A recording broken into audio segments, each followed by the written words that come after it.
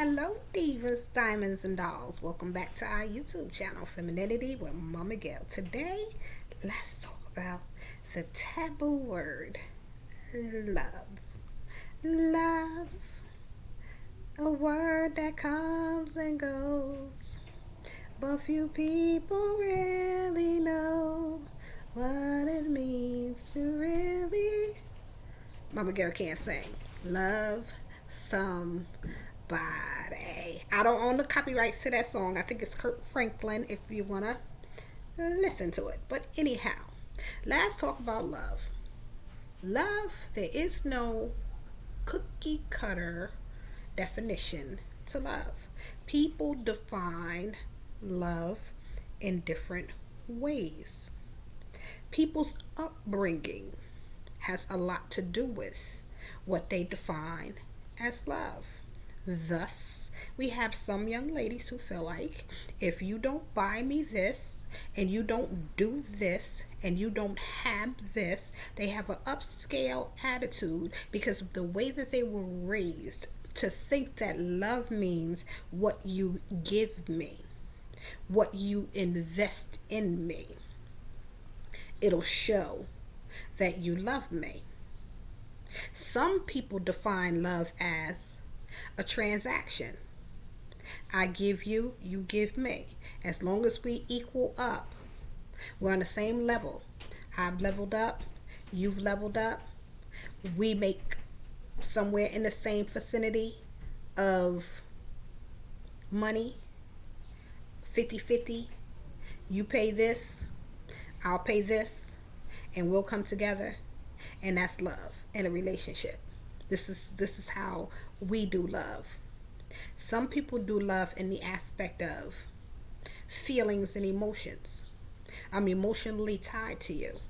There's something about you that I don't want to spend a day without you. I don't want to be with anybody else but you. You are the love of my life. There are some people who love means when I need you, you jump snap real quick. You're here for me no matter what. No matter what you have to do, you drop, stop, and roll when I call. That's love. And so on and so forth. People have different definitions of love. And in this talk, I want for us to look at ourselves and think about the mate that we are looking for. Think about the mate that we have. Think about the husband that you are married to. His definition of love, your definition of love. Sometimes people speak two different love languages. And in two different love languages, you go years speaking two different love languages, having confusion and no type of compromise, simply because you did not sit down and talk and still do not have the conversation of what makes you feel loved. And once you get a man into a relationship, he's not open to go back in that situation and talk about his definition of love when this is something that you could have found out from the beginning. In the dating phase, in the getting to know phase. When you marry a gentleman, he shuts down for a lot of reasons, and there are some things that he's not willing to reopen.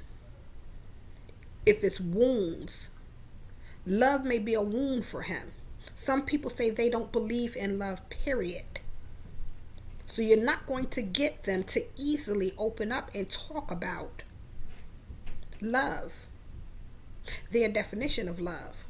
Oh, we've been doing this. It's been 10 years now. Now you want to know how I love? We've been doing this. Let's just keep doing it. It is what it is. Instead of trying to fix it, the man sees love as it is what it is. So the definition of love to each of us is different. Now for the feminine woman, the love does not have to be the same language for the feminine woman, but her characteristics, the way that she shows love, should be in this aspect. Because the feminine woman's love, she's loving even when it doesn't seem like he's loving. She's loving when it doesn't feel like he's loving. She's loving when he stops loving. And this is for the wife. I'm not talking about anything else. The relationship that you're in and you're not married to this man, or you know, this is what I mean. When you are married to him, you're fighting and holding on to your marriage. You guys are in love.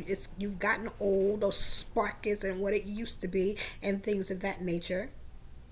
You're loving in spite of, meaning you're still consistent in the love that you show him and give to him because of who you are, not because of his actions.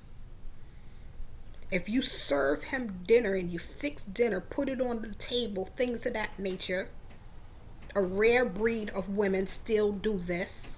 Prepare dinner for the husband, put it on the table, serve him when he's finished, take it off, you know, do whatever you've been doing consistently. You don't deny him sex because, oh, the thrill is gone. I don't love him anymore, but we're still in a marriage. You shut down. That doesn't speak love to a man. That speaks, this is it. You know, it's time for me to move on. If I'm not going to get sex from you, my wife, who I'm coming home to, faithfully, paying the bills, doing everything that I need to do, I'm going to go get what I need from somewhere else. The feminine woman is consistent in her femininity, in the way that she expresses love. Love radiates out of her.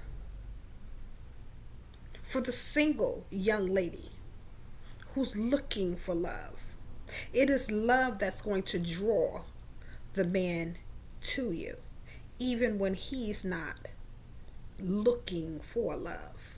The way that you treat your feminine energy, your femininity, is going to draw the masculine man to you, the energy in itself. And when you get him, the way that you treat him, the way that you respond to him, the way that you are there when he needs your softness, your tenderness, your sweetness, when the world and the workplace has been cruel to him, and he comes home and you are that safe space, that safe place, that sweet spot for him. That's love. He thrives and looks forward to coming home to that love. If you are in a relationship with your man, you already have him. Be that loving, consistent, attractive, beautiful, sweet-spirited, feminine woman. Love. The feminine definition of love that every feminine woman should have. That quality, that trait, that radiance radiating out of her. No matter what your upbringing definition of love is, the point is your femininity is radiating the aura, the beauty of love from within you to your mate, your partner, your potential. Even when a man tells you, I'm not looking for commitment, I'm not looking for a relationship, when the love is radiating out of you, and I'm not saying walk around with love just like you're trying to force it out on people, you know, let it flow out of you genuinely. The two things that a man is really gets hooked on: being genuine and being consistent. And if your love is consistent, you're showing love consistently, even when they don't deserve it. I was talking to some church mothers at one of the churches I used to go to. I've only been to two churches all my life, but my old church that I used to go to.